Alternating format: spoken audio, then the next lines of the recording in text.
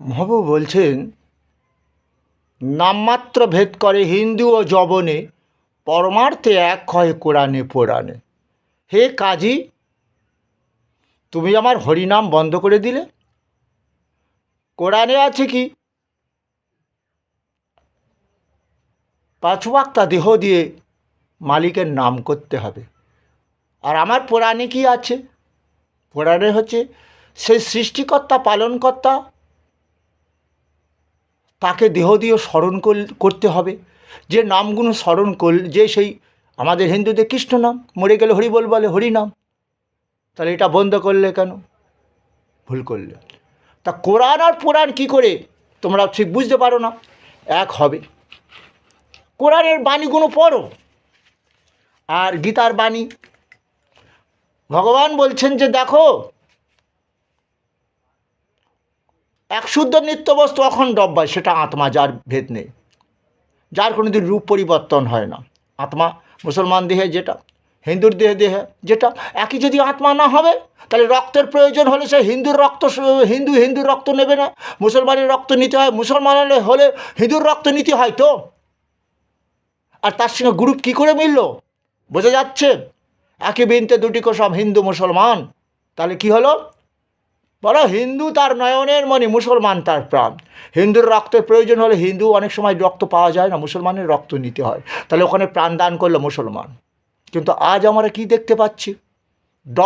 Doctor সেবা যে করবে, এটা প্রতিজ্ঞা যার, তারা কি করে ধ্বংস করবে?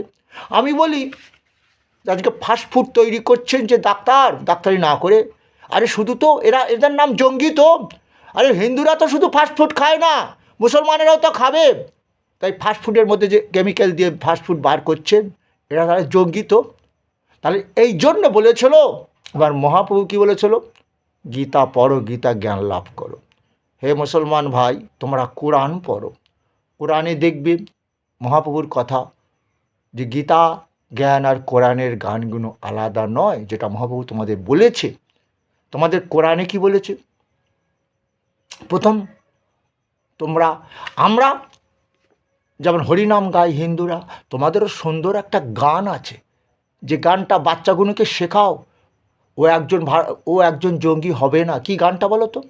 আল্লাহু আল্লাহু তুমি জানলে জালালো, শেষ করা যায় না তোমার গুণগান। তুমি রহিম রহমান, তোমার ঋণ কোনো মানব শোধ দিতে পারবে না। তোমার নাম হিন্দুরা বলে করুণার সিন্ধু, দীনবন্ধু। আর তুমি মালিক, এই দেহের মালিক, জগতের মালিক, আমারও মালিক। তুমি দেহের মধ্যে আছো আত্মা রূপে, তো সেই আত্মা, তাহলে তুমি আমার সব থেকে আপনজন। তাহলে এই দেহ যাতে কাম ক্রোধ লোভের বশবর্তী না হয়, সেই জন্য আল্লাহর বাণীগুলো আমাদের দেহ দিয়ে উচ্চারণ করতে হবে। কথাগুলো শুনতে পেয়েছ? আমাদের হিন্দুদের মরার পর গীতা পাঠ দিয়ে তার পাপ খণ্ডন করা হয়, ওতে হয় না। কেন হয় না? ভগবান বলছে, অজ্ঞস্য অশ্রদ্ধ ধানস্য সংশয় আত্মা বিনশ্যতি, নাং লোকহস্তি না পরং না সুখং সংশয় আত্মা। বেঁচে থাকাকালীনই যারা অর্জুন আমাকে চিনল না, আমার গীতামৃত পান করলো না, জ্ঞানের কথা মানল না, অবজ্ঞা করলো আমাকে, ইহলোকে দেহ দিয়ে সুখ পেল না অর্জুন, মৃত্যুর পর ওই লোকটা কি করে ছেলের হাতে পিণ্ড খেয়ে স্বর্গে যেতে পারবে? আমি তো কৃষ্ণ মৃত্যু সর্বহরস্য, অহমুদ্ভবস্য ভবিষ্যতম।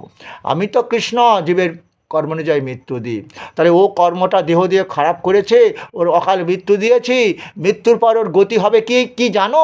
যতই ছিল পিণ্ড দিক, সে কি গীতায় লেখা আছে, শ্রাদ্ধবাসরে পিতা গীতা শ্রবণ করে পেতলোক থেকে পিতৃলোকে যাবে। পিতৃলোকে নয় গেল, এরপরে যমলোক আছে, কি জানো? সেখানে তো আমি আবার যমরাজ রূপে আছি, তার বিচার করব। তার পাপ যদি করে, দেহ দিয়ে পাপের শাস্তি দেবো। কিছু বুঝতে পেরেছ? পাপের শাস্তি কি? শাস্তি হলো কিডনি ড্যামেজ নিয়ে জন্ম, থ্যালাসেমিয়া লিউকেমিয়াটা পুরনো হয়ে গেছে, সুগার নিয়ে জন্মাচ্ছে বাচ্চা। মায়ের দুধে তো সুগার আছে, গ্লুকোজ নেই, খাবে কি ও? শুনতে পেয়েছ? শোনো, গীতা পড়ো, দেহ পাপ মুক্ত করো। এটাই ভগবান বলেছিল, অপি চেতসী পাপে ভা সর্বে বা পাপ কৃতম সর্বং জ্ঞান প্রলোভেনই বা বীজিনং সন্তরুষি। যদি তোমরা অধিক পাপাকারী হও, আমার গীতা অমৃত পান করে দেহ পাপ মুক্ত করো, কাম ক্রোধ লোভ দেহে থাকবে না। কেন জানো? যতই ধ্বংসী সমদগ্নি ভস্মসাৎ কুরুতে অর্জুন, জ্ঞানাগ্নি সর্বকর্মাণি ভস্মসাৎ কুরুতে তথা। কাঠের স্তূপে আগুন লাগিয়ে দাও, কাঠ যেমন পুড়ে ছাই হয়, অস্তিত্ব থাকে না। তোমার দেহে ষড়রূপ পঞ্চ ইন্দ্রিয়, জানো এই যে পঞ্চ ইন্দ্রিয় জয় করতে পারলো না দুর্যোধন, তার অকাল মৃত্যু দিলাম তো। হ্যাঁ, তাহলে তোমরা যদি সেই পঞ্চ ইন্দ্রিয় আশ্রয় হবে না, গীতা পড়ো, গীতা উচ্চারণ করো, নাম করতে করতে যদি কেউ মারা যায় ওই ব্যক্তিও পাপ মুক্ত হয়। মরা লোকের গীতা পাঠ করে কোনো কাজ হয় না। কোরআন কি বলছে? কোরআনে তো তাই দেখি, কোনো মুসলমান ভাই মারা গেলে সেখানে কোরআন পাঠ হয়। হ্যাঁ, কবরে সেখানেও দেখেছি কোরআন পাঠ করছে, কিন্তু তার তো দেহ আত্মা নেই, এ তো মরা। হ্যাঁ, আমাদের হিন্দুদের বলে সুরে চান করতে হয়, পবিত্র গীতাটা দিয়ে দিলে তাও তাও তোমাদের ভালো, কোরআনটা এরকম অপমান করো না। হ্যাঁ, আমাদের কিন্তু হিন্দুদের কী করে, ওই পবিত্র গীতা বুকের ওপর দেয় তার পাপ খণ্ডনার জন্য। কারণ বলেছিল যে যদি তোমরা ওদিক পাপাকারী হও গীতা শ্রবণ করো, ওই যে বলছে 18 অধ্যায় গীতা, যেটা কি জীব শ্রবণ করে, এবং অষ্টাদশায় গীতা এবং অষ্টাদশাধ্যায়ী গীতা বাংবই মূত্রেশ্বরী জানহি জ্ঞান মাত্র না মহাপাতক নাশেনি। 18 অধ্যায় গীতা, যেটা ভগবান কৃষ্ণের মুখ শ্বেতবাণী, যেটা শ্রবণ করলে যে পাপ মুক্ত হবে। তাহলে কোরআন কি?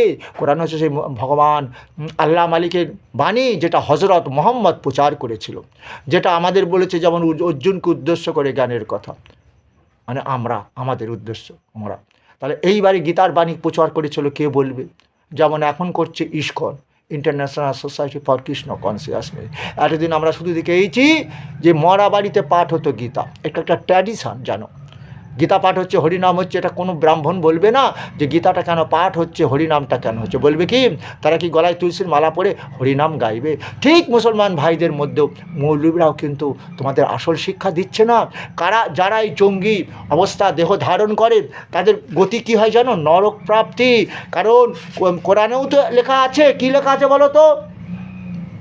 পড়লে নামাজ খোদা পাবে, ছাড়লে নামাজ দোজখে যাবে।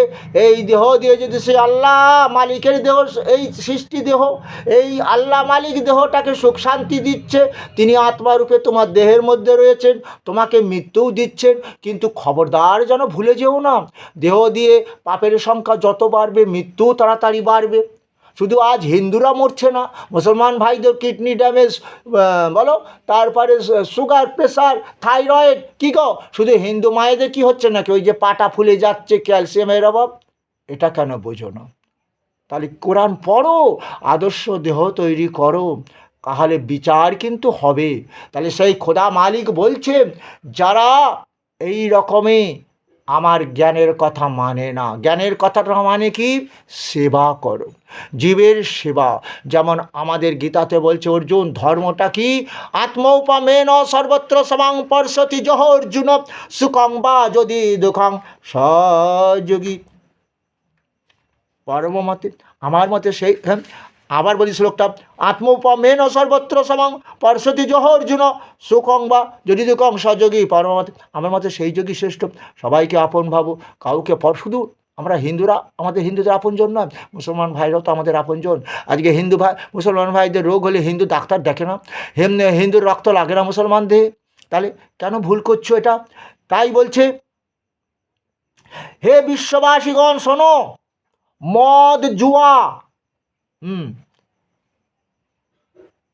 থান দেবস্থান, পাশা সব শয়তানের ঘৃণ্য কাজ। আর অতএব এসব থেকে দূরে থাকো যাতে তোমরা সফল হবে। শয়তান তো চাই মদ জুয়ার মাধ্যমে তোমাদের মধ্যে শত্রুতা বিদ্বেষ সৃষ্টি করতে, তোমাদেরকে আল্লাহ স্মরণ ও নামাজ থেকে বিরত রাখতে। তাহলে তোমরা কি এর থেকে বাঁচবে? তোমরা আল্লাহ ও রসুলের অনুগত হও আর সাবধান থাকো। যদি তোমরা বিমুখ হও তাহলে জেনে রাখো, আমাদের বার্তাবাহকের কাজ শুধুমাত্র স্পষ্টভাবে পৌঁছে দেওয়া। তা যারা বিশ্বাস এনেছে, যারা ভালো করলো, অর্থাৎ যারা ভালো কাল কাজ করেছে, তারা পূর্বে যা খেয়েছে তাতে তাদের কোনো পাপ নেই। যদি তারা ভয় করে, বিশ্বাস করে, তাহলে এখন থেকে যে যদি সৎ কাজ করে, আমার আল্লাহকে যদি ভয় করে, বিশ্বাস করে, আবার আল্লাহকে ভয়ও করে, সৎ কাজ করে, আল্লাহ সৎ কর্মশীলদের ভালোবাসবেন। যেমন আমাদের গীতাতেও বলা আছে, কি বলা আছে? হে অর্জুন, অপিচেত সুদূরাচার ভজতে মামান্য ভাগ সাধুরেবসা মন্তব্য সামক ব্যবসিত হইস ক্ষিপ্রাং ভবতি ধর্মাত্মা সচ্চন্তি নিগচ্ছতি কন্তপতি জানহি নামে ভক্তপনস্যতি। অতি দুরাচার পাপী ব্যক্তি, সে তো আমারই সন্তান, তাহলে আমি তার সৃষ্টিকর্তা, পিতামাতার রূপে সৃষ্টি করেছি। সন্তান কিছু পাপ কাজ করেছে, আবার যদি দেহ দিয়ে সৎকাজ কর্ম করে, আমাকে মেনে চলে, আমার গীতামৃত পান করে, নিশ্চয়ই সে পাপমুক্ত হয়ে যাবে, আমার ভক্ত হয়ে যাবে, এবং আমার কি আমি ওই দেহ দিয়ে তারা সুখ ভোগ করাবো। আমি কৃষ্ণ তার দেহের মধ্যে আত্মরূপে থাকবো। আর ও যদি দেহ দিয়ে পাপ কাজ করে, তাহলে আমাকে ওই দেহটা ত্যাগ করতে হবে, ওটা পাপের দেহ। কারণ কাম ক্রোধ লোভ আমি সৃষ্টি করেছি, কিন্তু আমি ওর মধ্যে থাকি না। তাই মানবগণকে শিক্ষা দান করছি, হ্যাঁ, তোমরাও যেন কাম ক্রোধ লোভের বশীভূত হয় না। কিন্তু একটা কথা এখানে খুব খারাপ আমার লেগেছে, কথাটা হচ্ছে কি, দেবস্থান। আজকে মুসলিম ভাইরা দেবস্থান এই জন্যে কি এ করেন না, এটা কোরআন, এটা আমার বলিনি, এটা বিকৃতি করা হয়। যেমন বাইবেলে কোনো জায়গায় লেখা নেই যে যিশু বলেছে ধর্মান্তরিত করো, সেখানে লেখা আছে জীবের সেবাই হচ্ছে শ্রেষ্ঠ ধর্ম, জাত পাত মানবে না, সবাই সেই গডের সন্তান। আর মুসলমান বলছে আল্লাহ মালিকের সন্তান। কিন্তু এটা ভুল, তো এটা ভুল। দেবতাস্থান, দেবস্থান, আজকে একটু আগে বললাম রক্তের প্রয়োজন হলে কি যারা সেই দেবদেবী পুজো করে তাদের রক্ত তোমরা নিচ্ছ না? কথা ভুল কথা। এইভাবে ধর্মটাকে কিছু বিকৃত করা হচ্ছে। যেমন কিছুদিন আগে শুনেছিলাম কোথায় মা কালীর মুন্ডুটা ভেঙে দিয়েছে। এখন কে দিয়েছে? কথাটা বুঝতে পেরেছ? এখন আমিও এটাও বলবো না যে কোনো হিন্দু ভাঙতে পারে, কারণ হিন্দুরাও সব অনেকেও মানে না। এখন মতো মাতালের দেশ তো, তা এগুলো এটাই আমি বুঝতে পেরেছি। ওই জন্যে কি ঔরঙ্গজেব দারুল ইসলাম করতে চেয়েছিল আর হিন্দু মন্দিরগুলো নির্বিচারে ভেঙে দিয়েছিল? কিন্তু সেও ভুল করেছে, তার আমলেই পতন হলো। তাহলে খবরদার এই কথাটা যেন এ করো না। সেই কাজী নজরুলকে আশ্রয় করো, আকবরকে আশ্রয় করো। তিনি হিন্দু মুসলমান ধর্ম নিয়ে দিন ইলাহি লিখেছিল, কারণ এতে হিন্দুরাও সন্তুষ্ট ছিল এবং মুসলমানেরও সন্তুষ্ট ছিল। কিন্তু কিছু মুসলমান জঙ্গি আরম্ভ করলো, যেমন ঔরঙ্গজেব। এটা সনাতন, শাশ্বত সনাতন ধর্ম হবে না, এটা ইসলাম ধর্ম রাষ্ট্র হবে, ইসলাম রাষ্ট্র হবে। আজকে একটা কথা শুনেছ কি, বিশ্বাস করেছো কি? আজকে মোহাম্মদ আলী জিন্নাহ যদি এই আলাদা করে কি মুসলমান যেখানে বেশি পাকিস্তান গঠন করলো, আজকে কী লাভ হলো তাতে? ভারতের আজকে হয়তো ভারতীয় সাধারণ মানুষের অকাল মৃত্যু দিচ্ছে, তারা জঙ্গি হয়ে মারছে, কিন্তু কিন্তু ওপরওয়ালা তো মানবে না, সে তো প্রলয় আরম্ভ করে দিয়েছে। শুনতে পেয়েছ? আজকে কি দেখতে পাই, কি খেজুর হয় সেখানে, সেখানে বন্যা। আমাদের হিন্দুদেরও কি হচ্ছে, কাশ্মীর পবিত্র তীর্থস্থান, হ্যাঁ, সেখানেও বন্যা। হিমাচল প্রদেশ, যেখানে উত্তরাখণ্ডের আমাদেরও প্রাকৃতিক বিপর্যয়, কত মন্দির ভেঙে যাচ্ছে, ধস নামছে। শুনতে পেয়েছ? হ্যাঁ, তাহলে কোরআন পড়ো, আদর্শ দেহ তৈরি করো। হিন্দু ভাই গীতা পড়ো, আদর্শ দেহ তৈরি করো। এখানে তোমার কেউ শত্রু নয়, সব সেই তুমি মুসলমান ভাবো আল্লাহ মালিক, আল্লাহ আমার মালিক, হিন্দু ভাই ভাবো কৃষ্ণই আমার দেহের আত্মা, কৃষ্ণই আমার দেহের জীবন, এই দেহ দিয়ে তিনি সুখ দান করাচ্ছেন, এই দেহটা পরিচালনা করছেন। সেই জন্য অর্জুনকে বললাম তমেব শরণং গচ্ছ। ঈশ্বর সর্বভূতনাং হৃদ্দেশ অর্জুন তিষ্ঠতি ভ্রমায়ুন সর্বভূতানি যন্তরুরানি মায়া তমেব শরণং গচ্ছ সর্বভাবেন ভারত তৎপ্রসাদাৎ পরাং শান্তি স্থানং প্রাপ্স্যসি শাশ্বত। পরমেশ্বরের আশ্রয় গ্রহণ করো, তাকে বিশ্বাস করো, তাহার গীতামৃত পান করো। মুসলমান ভাই তোমরা কোরআন পড়ো, আল্লাহর নির্দেশগুলো মেনে চলো। আল্লাহ মালিক বলে দিয়েছে যারা এই জঙ্গিগিরি করে তাদেরও কিন্তু আমি শাস্তি দিই। তাই এটাও বলেছে যারা জঙ্গিগিরি করছে, যারা মদ পান করছে, জুয়া খেলছে, এরা ধ্বংসের দিকে যাচ্ছে। এটাও তো বলেছিল তাদের সেই শয়তানদের থেকে দূরে থাকো যারা এগুলো করাচ্ছে। তাহলে কি করবে তুমি? আজকে মমতা দিদি বলছে আমি মদ না বেচলে সংসার চালাবো কি করে? কি করবে বলো? সেই মমতা দিদিকেই আসন আবার পাইয়ে দেবে তো। কি গো, আমি বলছি না যে কলিতে এগুলো ঘটবে, রাজা প্রজা পালন করবে না, শোষণ করবে, ছেলেমেয়েরা বাবা মা বুঝবে না, বয়োজ্যেষ্ঠ ব্যক্তি মানবে না, মদ হবে তাদের প্রিয় পানীয়, বিবাহ ব্যবস্থা মানবে না। এতে তো শুধু হিন্দু ভাই ধ্বংস হবে না, মুসলমান ভাইও তো ধ্বংস হবে। কি গো, মুসলমান ভাইদের মধ্যে হারাম কেন মদ? আমাকে এক মুসলমান ভাই, আমার বাড়ি দেপাড়া, ক্ষুদ্র দেপাড়া, ওটা হচ্ছে মুসলমানদের, মুসলমান ওখানে থাকে মুসলমান ভাইরা। তা বলছে গোরা ভাই একটা কথা বলি, আমার থেকে বয়োজ্যেষ্ঠ, তা তুমি তো গীতা পাঠ করো, লোককে বলবে যে মুসলমানদের হারাম হচ্ছে মদ, কেন জানো? এত মদ খেয়েছে, মাকে বলছে বিবি আর বিবিকে বলছে মা। কিছু শুনতে পেয়েছ? কি করবে? কোরআন পড়ো, গীতা পড়তে পড়তে দেহ পবিত্র হয়ে যাবে। এই দেহ জঙ্গি হবে না গো, এ দেহ আল্লাহ মালিকের দেহ তৈরি হবে। তাই তো আমাদের গীতাতে বলছে অর্জুন, হ্যাঁ, যে দেহ আমাকে ভজনা করে ওই দেহের মধ্যে আমি থাকি, কি পরমাত্মারূপে ওই দেহে কাম ক্রোধ লোভ তাকে ধ্বংস করতে পারে না। আপনারে লয়ে বিব্রত নহে কেহ, অবনী পরে সকলের তরে সকলে আমরা, প্রত্যেকে আমরা পরের তরে। মনে আছে?